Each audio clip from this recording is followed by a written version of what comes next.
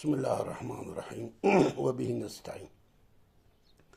Değerli izleyicilerim, bu sabah Cenab-ı Allah'ın basit ismi duasıyla karşınızdayım.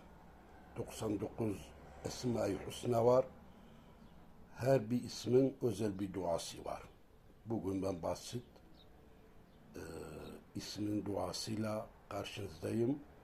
Ve Rabbimden basit ismi hürmetine duamızın kabul edilmesini arzu ve istirham ediyorum.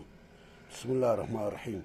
Entellezî tebsutul ervâhu fil eczât ile zevâtiha ve entellezî tecmu'ul fevâid ve kalbul fevâid sırrın ve la yevme tenâd yeseluke bisirke cami ve nurike lâmi bi kulli mesmûn ve sâmin ente rızıkni litillâbi ne cenabike ya erhamur rahimin amin velhamdülillahi rabbil alemin.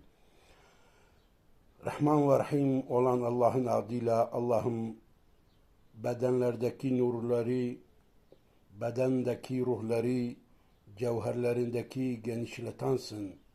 Sen gönülleri birleştirensin ve gönülde beni kıyamet günündeki şu çağrısına ilet.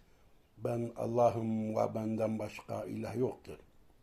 Allah'ım, üzerinden her şeyi kuşatan, sırlarınla duyan ve dinleyen, herkesi aydınlatan, nurunla olguya değer ve sağda saydığım sırlarla beni varlık mertebelerine ulaştırmanı diliyorum.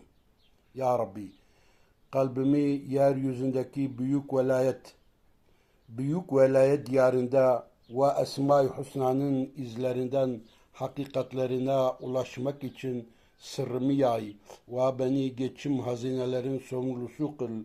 Ey elinde mutlak hüküm olan Allah'ım, ey basit ismiyle mevsuf olan Allah'ım, her şeyi, her emrimizi, her işimizi bize basit kıl, basit eyle ya Rabbi. Amin velhamdülillahi rabbil alemin.